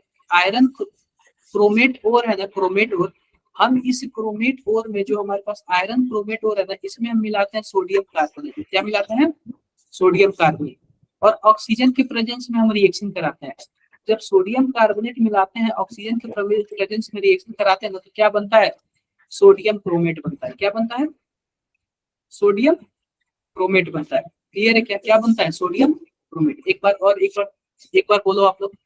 आयरन क्रोमेट को सोडियम कार्बोनेट से ऑक्सीजन के प्रेजेंस में रिएक्शन कराने पे क्या बनता है हमारे पास? Sodium Sodium chromate. क्रोमेट। अब ध्यान से देखो, इस सोडियम क्रोमेट में ना, सोडियम क्रोमेट को हम लोग किस में कन्वर्ट करना है? Sodium dichromate. Sodium dichromate. तो ध्यान से देखो, सोडियम क्रोमेट में अगर मैं H2SO4 मिला दूं तो क्या बन जाएगा? Sodium dichromate. सोडियम क्रोमेट में अगर मैं H2SO4 मिला दूं तो क्या बन जाएगा? Sodium dichromate. अब सिंपल सी बात है, सोडियम डाइक्रोमेट में अगर मैं KCl मिला दूंगा तो पोटेशियम डाइक्रोमेट हो जाएगा। यही मुझे क्या है? चाहिए है। यही मुझे चाहिए है। तो 3 स्टेप जरा मन में बताना, जरा मन में 3 स्टेप जरा मन में बताना। पहला स्टेप क्या है? सोडियम क्रोमेट से,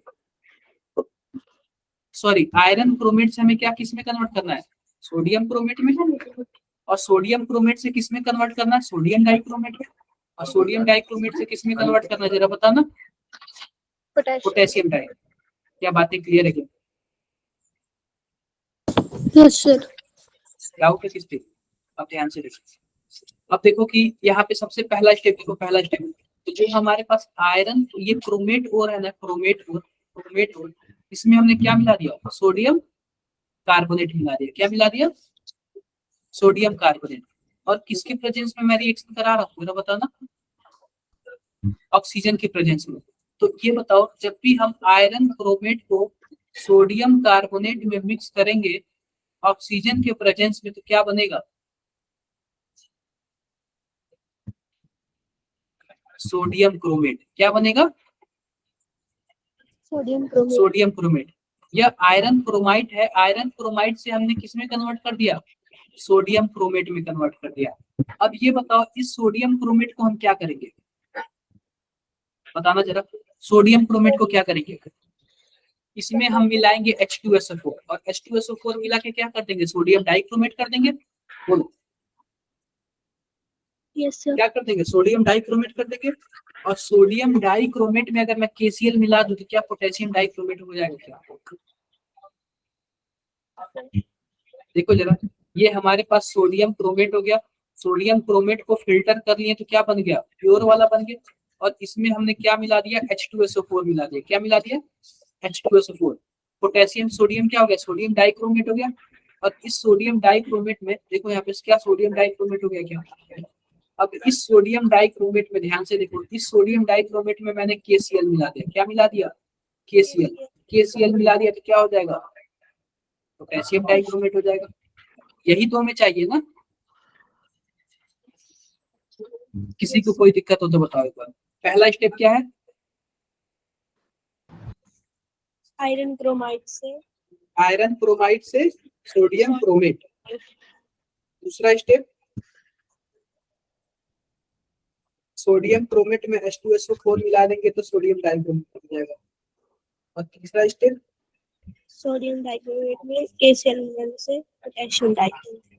पोटेशियम डाइक्रोमेट। क्लियर है क्या मेरी बातें, साधु मेरी आवाज आ रही है, Yes, sir. रौनक मेरी आवाज आ रही है, वैशाली, सुरिंदर, Yes, sir. से रिया, नेहा, ठीक है आगे। अब देखो इसका यह फोटो है, फोटो तो मैंने आपको बता ही दिया, ये ऑरेंज रेज कलर का होगा। ठीक है, कैसे होता है, मोतीचूर वाला लड्डू है ना। Yes. Sir, अब देखो यह एक दूसरे में इंटर कन्वर्टिबल होते हैं। आप बताओ यह क्या है, यह क्रोमेट है। क्या है, क्रोमेट है। और यह वाला क्या है, डाइक्रोमेट है। क्या है, डाइक्रोमेट है। dichromate. इसमें एक क्रोमेट, इसमें एक क्रोमियम है, इसको मैंने क्रोमेट बोल दिया। इसमें दो क्रोमियम है तो क्या बोल दिया, डाइक्रोमेट बोल दिया। यह एक दूसरे में क्या होता है, इंटर कन्वर्टिबल होते हैं। अगर मैं पीएच कम कर दूं, अगर मैं पीएच कम कर दूं, यह किस पे डिपेंड करता है, पीएच वैल्यू पर। पीएच कम करने का क्या मतलब है, एसिडिक कंडीशन ला दूं तो यह क्रोमेट से किस में कन्वर्ट हो जाएगा, डाइक्रोमेट में। अगर अगर मैं बेसिक कंडीशन ला दूं तो डाइक्रोमेट से किस में कन्वर्ट हो जाएगा, क्रोमेट में। क्लियर है मेरी बातें, Yes, sir. क्लियर है। देखो यहाँ से हमारे पास यह क्रोमेट है, लो पीएच। लो पीएच का मतलब एसिडिक कंडीशन में यह किस में कन्वर्ट हो जाएगा, डाइक्रोमेट में।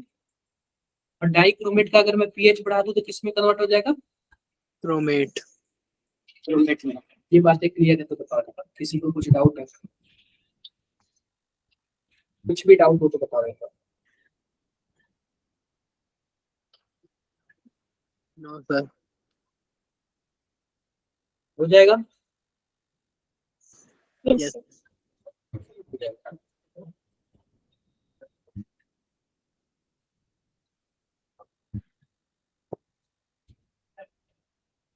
ये देखो क्रोमेट, क्रोमेट का मैं फोटो बनाता हूँ और ये डाइक्रोमेट का फोटो। ठीक है, सबसे पहले देख लो हमारे पास CrO4 माइनस, तो क्रोमियम हो गया, रो डबल बॉन्ड इधर, दो डबल बॉन्ड इधर, O माइनस और O माइनस। ये क्या है, क्रोमेट आयन है। क्या है, क्रोमेट आयन है। अब ये बताओ इसमें सिग्मा बॉन्ड किसमें, सिग्मा बॉन्ड कितने हैं, ये 4. बताओ। 4 से 4 सिग्मा बॉन्ड है। अब 4 सिग्मा बॉन्ड की वजह से इसका हाइब्रिडाइजेशन क्या होगा, sp3 टेट्राहेड्रल। क्या होगा, टेट्राहेड्रल sp3। अब बात करते हैं ना डाइक्रोमेट की, किसकी बात करते हैं, डाइक्रोमेट की, Cr2O7। इसकी बात कर लेते हैं डाइक्रोमेट की। तो ध्यान से देखो डाइक्रोमेट जो है ना, इसका फोटो कुछ ऐसे है।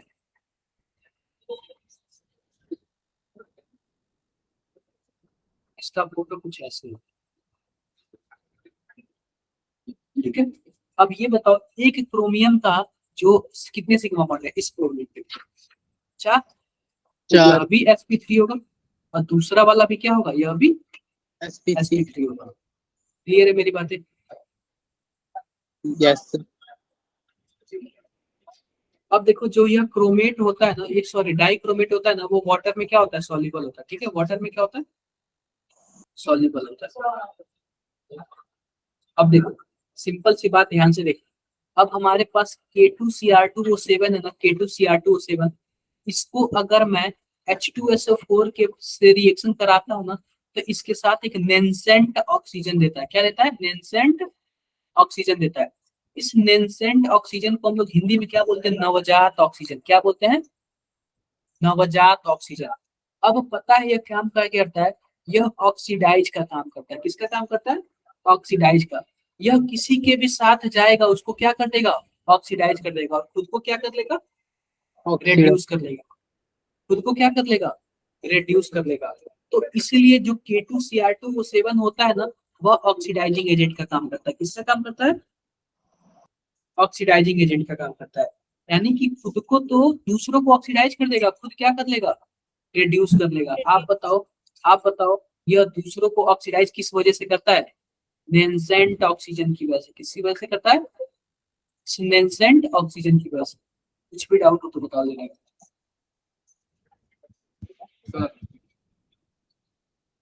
कोई डाउट है क्या किसी को, कोई डाउट नहीं है।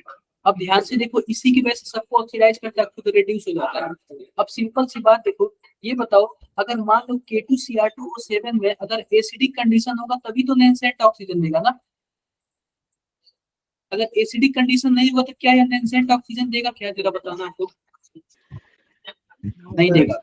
तो तो हमेशा ये दूसरों को ऑक्सीडाइज कर देगा। आप बताओ, हमारे पास ये अल्कोहल है, क्या है, अल्कोहल है, और इस अल्कोहल में क्या मिला हुआ है, कुछ ऐसे मिला हुआ है। ठीक है, कुछ हमारे पास ये वाली चीजें हैं, K2Cr2O7 और H+ वाला कंडीशन है। आप बताओ, क्या अल्कोहल को ऑक्सीडाइज करेगा कि नहीं करेगा,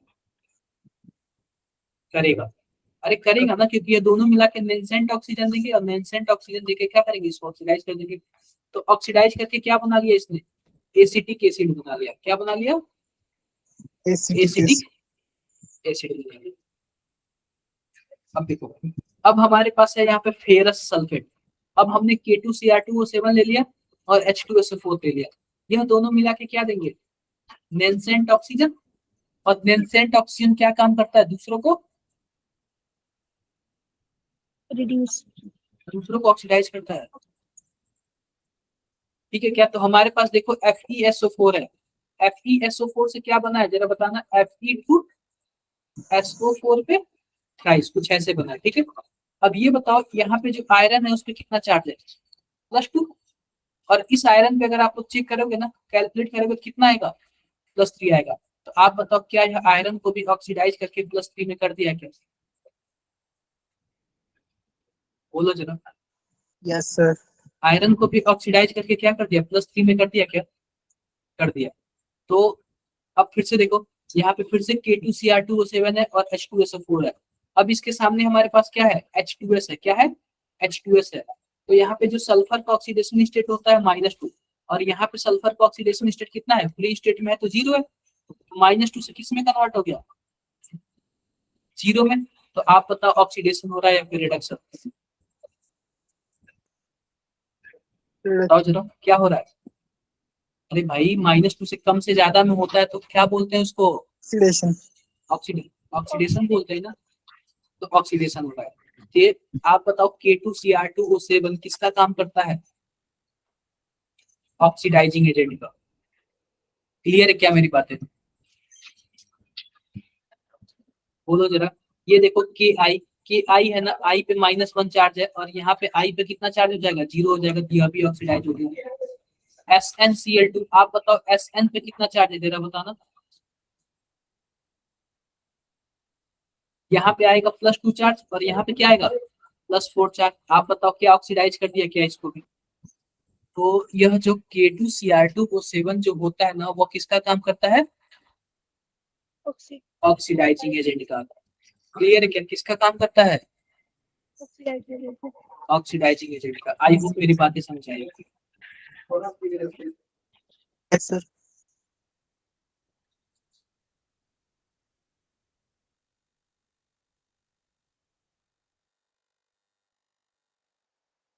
क्लियर है?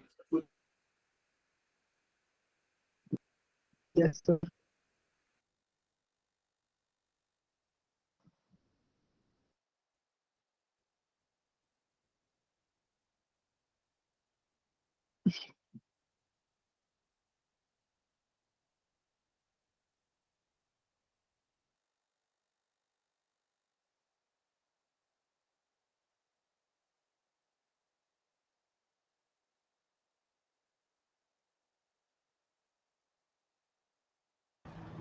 ठीक है, तो ये बताओ SN+2 से किसमें कन्वर्ट हो गया, SN+4। कुछ डाउट है क्या किसी को?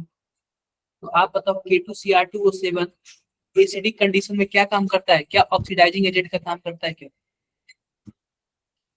बताओ जरा। करता है, पढ़ लेना ये। अब पता है, एक बात याद कर लो कि जो K2Cr2O7 होता है ना, एक होता है सोडियम डाइक्रोमेट और एक होता है पोटेशियम डाइक्रोमेट। तो जो हमारे पास वॉल्यूमेट्रिक टाइट्रेशन होता है ना, उसको हम लोग किस में यूज करते हैं, K2Cr2O7 को यूज करते हैं, Na2Cr2O7 को यूज नहीं करते हैं। किसको यूज करते हैं, K2Cr2O7 को। अब देखो इसका यूज देख लेते हैं, कहाँ पे काम आता है, लेदर के टैनिंग में काम आता है। कहाँ पे काम आता है बताओ जरा, लेदर के टैनिंग में काम आता है। ठीक है, टैनिंग में। दूसरा देखो, यह किसके काम आता है, कलर भी करने के काम आता है। किसके काम आता है, कलर करने के काम आता है। दिख रहा है क्या, मॉर्डेंट इन डाई, दिख रहा है क्या, ये देखो कपड़ा कलर कर रहा है, कपड़े कलर कर रहा है, दिख रहा है क्या? हाँ। Yes, sir. और भी तीसरा देखो, यह वॉल्यूमेट्रिक एस्टिमेशन में भी काम आता है। किसमें काम आता है, वॉल्यूमेट्रिक, वॉल्यूमेट्रिक एस्टिमेशन में भी काम आता है। ठीक है, अब देखो यहाँ। अब कुछ होमवर्क देख लो आप लोग के लिए, मैंने क्या लाया, कुछ होमवर्क लाया हूँ। तो ये सब ना JEE 24 के ही क्वेश्चन है, कुछ क्वेश्चन है। और होमवर्क से पहले मैं क्या कर लेते हैं, कुछ क्लास वर्क कर लेते हैं। ठीक है, ये सब आप लोग होमवर्क करोगे क्या, आप लोग बताओ। Yes, sir. हाँ, सब आप लोग होमवर्क करना। ठीक है, एक बार रुक जाओ आप लोग के लिए ना मैं क्लास वर्क भी लाया हूँ। ठीक है, आप लोग जाना मत कहीं, अगले दिन ना ये क्लास वर्क करेंगे, और क्लास वर्क काफी ज्यादा इंपॉर्टेंट है। तो ये बताओ, आप लोग के प्रीवियस ईयर से क्वेश्चन लग जा रहे हैं कि नहीं लग जा रहे हैं पढ़ने से? Yes, sir. प्रीवियस ईयर के क्वेश्चन आप लोग से इजीली लग जाएंगे, आसानी से लग जाएंगे, इसलिए आसानी से लग जाएंगे। ठीक है, 1-2 मिनट रुको, मैं अभी क्लास वर्क आप लोग को देता हूँ, और कुछ क्लास में वर्क कर लिया जाएगा, फिर हम लोग छुट्टी। क्लियर है क्या? Yes, sir. Yes, sir. Just एक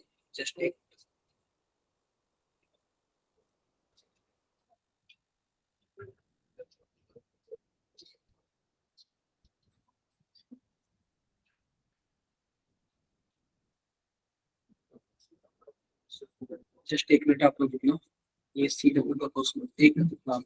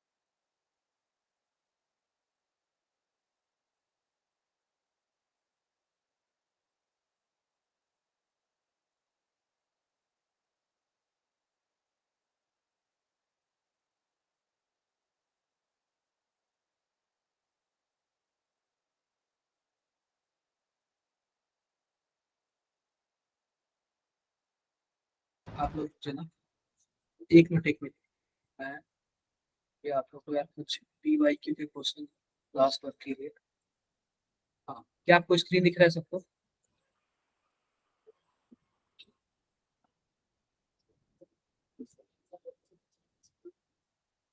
ये जरा आप लोग सॉल्व करना जरा इसको।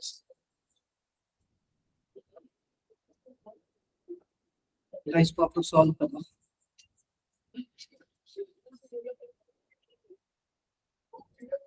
पहला कैंसर क्या होगा जरा बताना आप लोग। पहले कैंसर क्या होगा?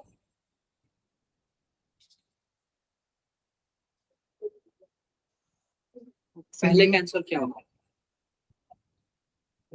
ये नहीं होगा, क्रोमियम होगा ना। मैंने आपको क्लास पिछली क्लास में क्या दिया था, क्रोमियम में 6 अनपेयर इलेक्ट्रॉन होते हैं, तो जिसमें ज्यादा अनपेयर इलेक्ट्रॉन होगा वही होगा ना।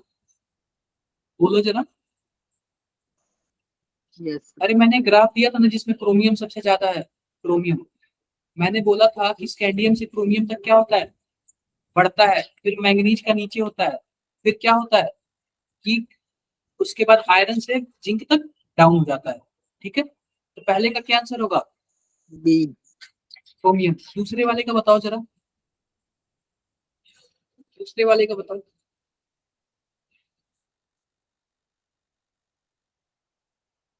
दूसरे का बताओ आप लोग। M B. अरे बी नहीं होगा, मैक्सिमम ऑक्सीडेशन। मैंने ये बोला था कि अगर 3D सीरीज की बात हो तो 3D सीरीज में मैंगनीज का होता है +7, लेकिन पूरे डी ब्लॉक की बात हो तो ऑस्मियम का होता है कितना, +8। नहीं क्लियर हुआ? तो मैंने क्लास में कराया ना सानू, Yes, sir. क्लास में कराया ना मैंने।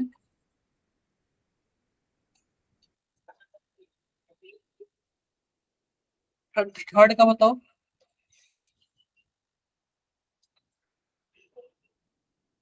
चलो थर्ड का भी बताऊंगा, कर लेना ठीक है।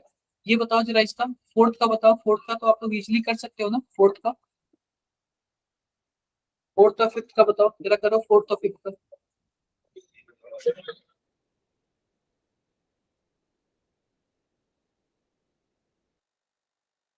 जरा फोर्थ और फिफ्थ का सॉल्व करना आप लोग।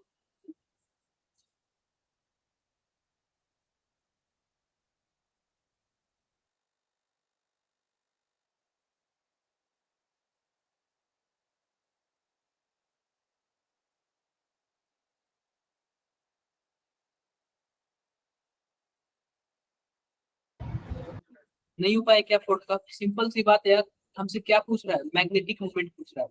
अगर इसमें अगर मैं अनपेयर इलेक्ट्रॉन की बात करूं तो 4s0 और 3D क्या हो जाएगा, 3D 4। इसका मतलब 4 अनपेयर इलेक्ट्रॉन इसमें है। मैग्नीज 2+ में कितने अनपेयर इलेक्ट्रॉन होंगे, 5। और आयरन 2+ में जरा बताना कितने अनपेयर इलेक्ट्रॉन होंगे, बोलो। 4s0 और 3D 6 होगा। इसमें भी तो 4 ही अनपेयर इलेक्ट्रॉन होगा ना। इसको एक्स माना है, इसको क्या माना है, वाई माना है, और इसको जेड माना है। तो आप बताओ एक्स और जेड वाला क्या है, बराबर है। और वाई वाले में क्या है, 5 एम्पेयर इलेक्ट्रॉन है, तो वाई वाला क्या होगा, इन दोनों से बड़ा ही होगा। तो देखो कहीं एक्स जेड बराबर है क्या, वाई से बड़ा है, देखो कौन सा ऑप्शन सही है, ऑप्शन बी D. डी वाला। इसमें जरा बताना, इस पांचवे का बताना, पांचवे का।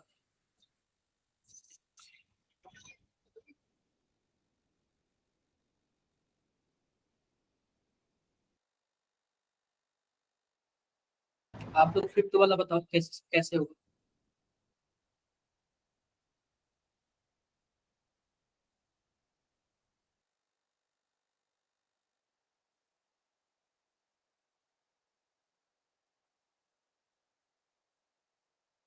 फिफ्थ वाला बताओ कैसे होगा।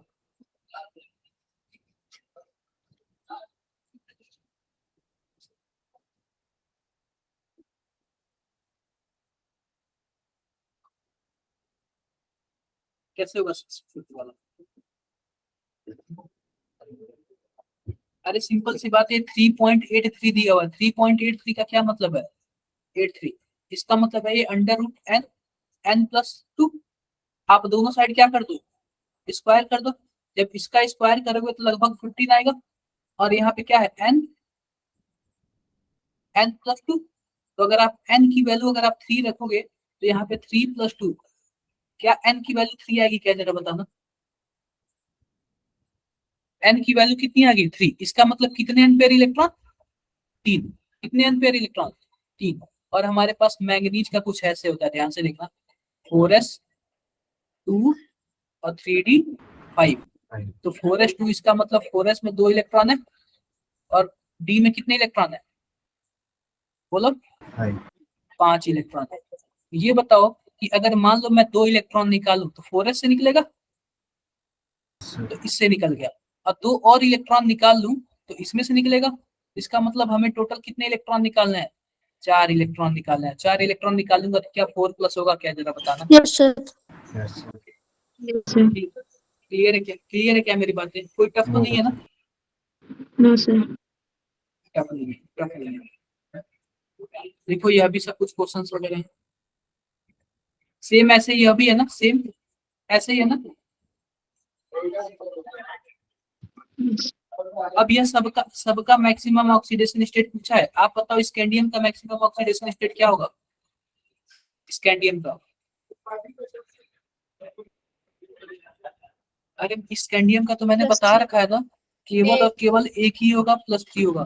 तो स्कैंडियम सबसे लास्ट में, कौन सा ऑप्शन होगा हमारे पास, फर्स्ट वाला सही होगा ना हमारे पास। ये बताओ 8वें वाले में बताओ सबसे कम डेंसिटी किसकी होगी, ये अभी मैंने बताया।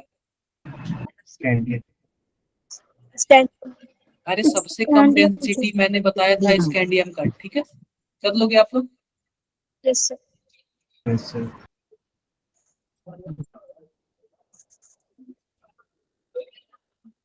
मुझे तो नहीं लग रहा कोई ज्यादा टफ है, कोई टफ नहीं है ना, सब जेई प्रीवियस ईयर के क्वेश्चन है, ये भी आप लोग से हो जाएंगे क्या। Sir. हाँ जी, ये भी सॉल्व हो जाएगा क्या आप लोगों से, बताओ जरा एक बार, सॉल्व हो Yes, sir. जाएगा ना, Yes, sir. कोई प्रॉब्लम किसी को, No, sir. कोई प्रॉब्लम नहीं ना, कर लोगे, कर Yes, लोगे ना, sir. हाँ, कर लोगे आप लोग कर लोगे, ठीक है, आप लोग कर लोगे। तो ये बताओ किसी को कुछ भी डाउट हो तो बताओ एक बार, आप लोग किसी को कुछ भी डाउट हो तो। No, sir. कोई डाउट नहीं है ना, एक बार जरा आप लोग थोड़ा सा No, बोलते sir. रहना, आप लोग ना छोड़ से निकलते हैं, आप लोग ना छोड़ से निकलना, मुझे आप लोग ऐसे ही रहना है, थोड़ा सा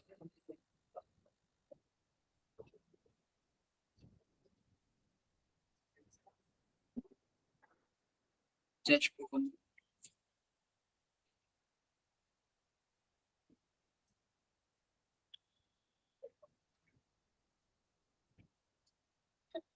जस्ट आप लोग को ना मैं कुछ होमवर्क के लिए भी क्वेश्चन दे देता हूँ, ठीक है, करके आओगे ना, Yes, sir. करके आओगे ना, तो करके आना आप लोग, करके आना। आप लोग को मैं कुछ होमवर्क के लिए भी क्वेश्चन दे दे रहा हूँ, आप लोग करके आना। एक बार जरा आप लोग अपना ग्रुप बताना, ड्रीम कॉलेज प्रोग्राम, मैं एक बार आप लोग को नोट सेंड कर दे रहा हूँ ताकि पूरे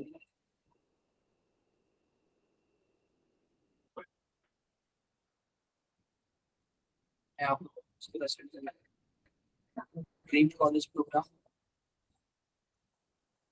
उसके बाद क्या है हमारे पास, Himachal. सेक्शन 100,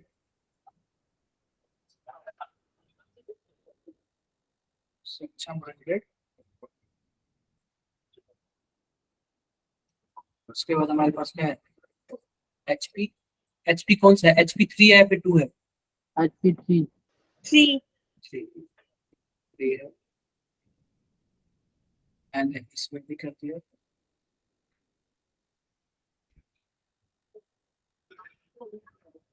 और किसी का कोई ग्रुप बचा है क्या, और किसी का कोई ग्रुप बचा है, एक बार बता दो, नहीं बचा ना, और किसी का कोई ग्रुप नहीं बचा ना, No, sir. ठीक है बच्चों, bye bye. Thank you, sir. Bye, sir. Thank you, sir. आप लोगों को कुछ Bye, sir. पूछना पूछ सकते हो, आप लोग को कुछ भी पूछना है पूछ सकते हो, ठीक है।